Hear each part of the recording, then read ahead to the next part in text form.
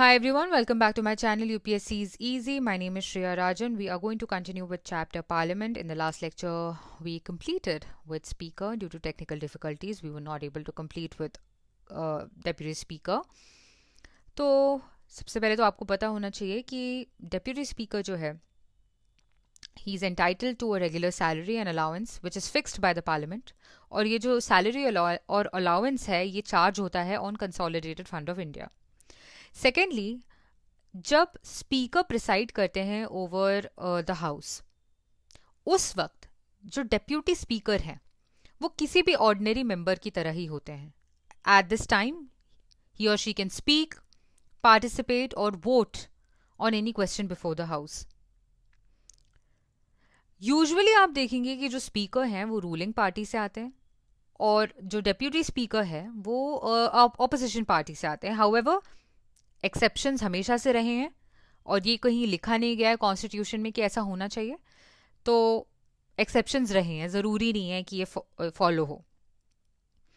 इसके अलावा आपको पता होना चाहिए कि स्पीकर एंड डेप्यूटी स्पीकर जो है, जब ये अज्यूम करते हैं अपना ऑफिस, तो कोई सेपरेट ओथ या एफर्मेशन ये नहीं लेते हैं. कोई भी अलग से ओथ ये नहीं ले रहे होते हैं. इतना क्लियर है? इसके अलावा आपको पता होना चाहिए कि ये जो पोजीशन ऑफ स्पीकर है और डेप्यूटी स्पीकर है, इसका ओरिजिन कहाँ से हुआ. तो आपको मैं बता देती हूँ कि जो institution of speaker and deputy speaker है, ये ओरिजिनेट हुआ था इन 1921. किस एक्ट के तहत ये ओरिजिनेट हुआ था? 1919 GOI act, which is Montagu Chelmsford reforms. उसके अंडर ये इंस्टीट्यूट हुए थे स्पीकर एंड डेप्यूटी स्पीकर की पोस्ट. लेकिन उस वक्त स्पीकर और डेप्यूटी स्पीकर नहीं बोला जाता था, बोला जाता था president and deputy president respectively. और ये जो नॉमेनक्लेचर है 1947 तक कंटिन्यू हुआ. ओके अगर ये 1921 में पोस्ट इंस्टीट्यूट हुई है ऑफ द स्पीकर, तो 1921 के पहले तक कौन प्रिसाइड करता था मीटिंग्स को? तो वो है governor general. Governor general preside करते थे मीटिंग्स को बिफोर 1921. 1921 में जो हमारे फर्स्ट स्पीकर बने वो थे Frederick White. You have to remember, he was Frederick White, जो कि आपके फर्स्ट स्पीकर बने 1921 में. डेप्यूटी स्पीकर जो है फर्स्ट, वो थे Sachchidanand Sinha ji. Very very important, extremely important. First deputy speaker Sachchidanand Sinha ji. ठीक है. और इन दोनों को अपॉइंट कौन करता था? Governor general. ओके इसके बाद 1925 में आप देखेंगे, 1925 में द फर्स्ट टाइम आप देखेंगे कोई इंडियन स्पीकर बनते हैं और वो थे विट्ठल भाई J Patel. Vithalbhai J Patel was the first elected Indian speaker of central legislative assembly. मैंने आपको बोला कि 1921 में जब स्पीकर और डेप्यूटी स्पीकर की पोस्ट आई तो इन्हें प्रेसिडेंट एंड डेप्यूटी प्रेसिडेंट कहा जाता था. और हमने ये भी देखा कि ये 1947 तक ये नॉमेनक्लेचर कंटिन्यू हुआ. लेकिन 1935 में ये नॉमेनक्लेचर चेंज करने की बात हुई और चेंज भी कर दिया गया और इसे बोला गया स्पीकर एंड डेप्यूटी स्पीकर. तो ये जो नॉमेनक्लेचर है ये चेंज हो गया था इन 1935, GOI एक्ट ऑफ 1935. लेकिन फ्रूइशन में नहीं आया. राइट तो नॉमेनक्लेचर कंटिन्यू होता रहा टिल 1947, प्रेसिडेंट और डेप्यूटी प्रेसिडेंट का. ठीक है. Why? Because GOI act of 1935 के जो फेडरल पार्ट है वो इम्प्लीमेंट नहीं किए गए थे. राइट इसीलिए 1947 तक ऐसा कुछ इम्प्लीमेंटेशन नहीं हो पाया था GOI एक्ट ऑफ 1935 के फेडरल पार्ट का. राइट इसीलिए ये नॉमेनक्लेचर जो है प्रेसिडेंट और डेप्यूटी प्रेसिडेंट का ये कंटिन्यू होता रहा. इतना क्लियर है? अगर आप देखें कि हमारे first speaker and deputy speaker of Lok Sabha कौन थे, तो आपको पता होना चाहिए कि ये थे GV Mavalankar and Iyengar. Mavlankar and Iyengar you have to remember as speaker and deputy speaker. First speaker and first deputy speaker of Lok Sabha. Okay? इतना क्लियर है? और ये कब की बात हो रही है first speaker and deputy speaker? 1947 के बाद, जब आप स्पीकर और deputy speaker as nomenclature use करने लग गए. तो first speaker and deputy speaker technically Mavalankar and Iyengar बने. इतना क्लियर है? अगर आप जीवी मावलंकर की बात करें तो इन्होंने स्पीकर की पोस्ट कहां और होल्ड की थी? कॉन्स्टिट्यूएंट असेंबली में भी इन्होंने स्पीकर की पोजीशन को होल्ड किया था.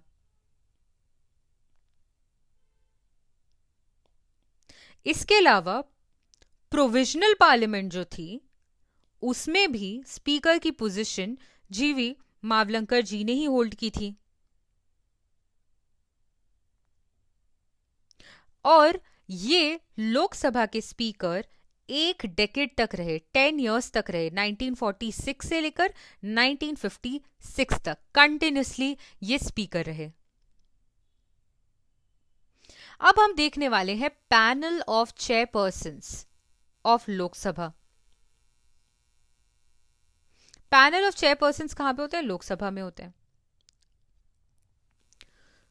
Rules of Lok Sabha, under the rules of Lok Sabha जो स्पीकर हैं वो नॉमिनेट करते हैं लोकसभा के मेंबर्स से ही एक पैनल, जिसे आप पैनल ऑफ चेयरपर्सन्स कहते हो.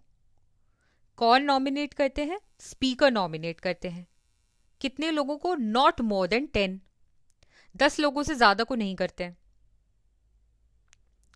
जब speaker and deputy speaker absent हो तब इनमें से, इन 10 में से कोई भी जो है वो प्रिसाइड कर सकते हैं मीटिंग को. राइट?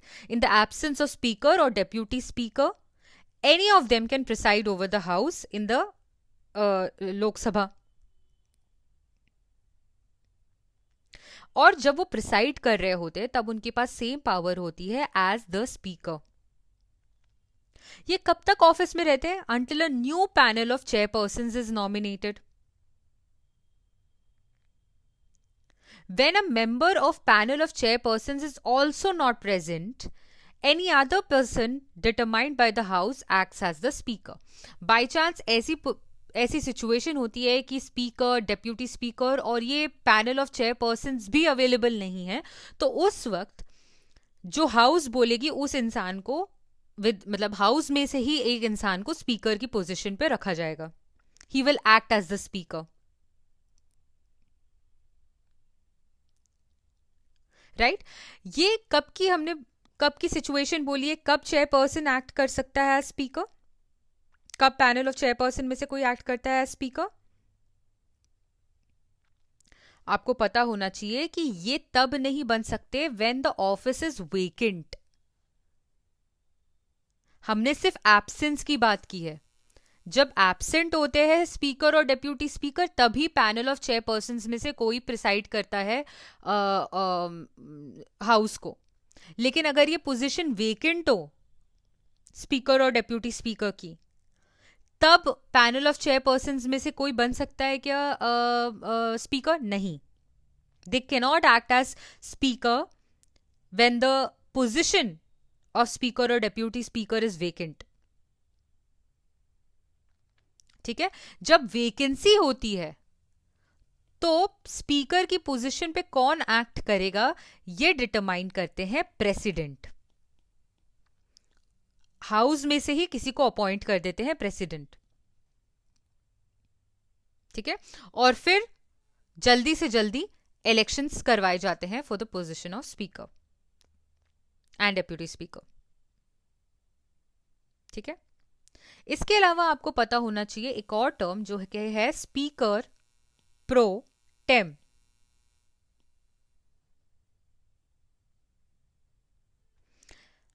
कॉन्स्टिट्यूशन में यह बोला गया है कि जो स्पीकर है ऑफ द लास्ट लोकसभा वो अपना ऑफिस विकेट करते हैं immediately before the first meeting of newly elected Lok Sabha. ऐसा कॉन्स्टिट्यूशन में दिया हुआ है कि जो लास्ट लोकसभा के स्पीकर हैं वो अपना office immediately before the first meeting of the newly elected Lok Sabha वो विकेट कर देंगे। तब प्रेसिडेंट जो है वो अपॉइंट करते हैं मेंबर ऑफ लोकसभा को as speaker pro tem. Usually जो सीनियर मोस्ट मेंबर हैं उन्हें अपॉइंट किया जाता है, और जो प्रेसिडेंट हैं वो ओथ दिलाते हैं स्पीकर प्रो टेम को। जो स्पीकर प्रो टेम है उनके पास सारे पावर्स होते हैं जो कि स्पीकर के पास हो। इनका काम क्या है, ये प्रिसाइड करते हैं over the first sitting of newly elected Lok Sabha. इनका काम क्या होता है, सबसे मेजर काम जो है वो ये है कि ये एडमिनिस्टर करवाते हैं oath to the new members, obviously क्योंकि फर्स्ट मीटिंग पे प्रिसाइड कर रहे हैं, ठीक है।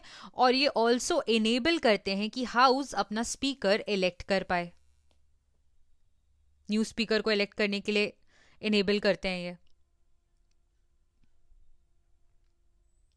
ठीक है। जैसे ही नया स्पीकर इलेक्ट हो जाता है वैसे ही स्पीकर प्रोटेम की जो ऑफिस है वो सीज हो जाता है टू एग्जिस्ट, ठीक है। As soon as the speaker is elected the office of speaker pro tem it ceases to exist, ठीक है। हेंस ये आप बोल सकते हो कि ये जो ऑफिस है स्पीकर प्रोटेम का वो टेम्पररी है और ये फ्यू डेज के लिए होता है, फ्यू डेज एग्जिस्ट करता है, फिर एग्जिस्ट नहीं करता जैसे ही स्पीकर इलेक्ट हो जाता है। इतना क्लियर है?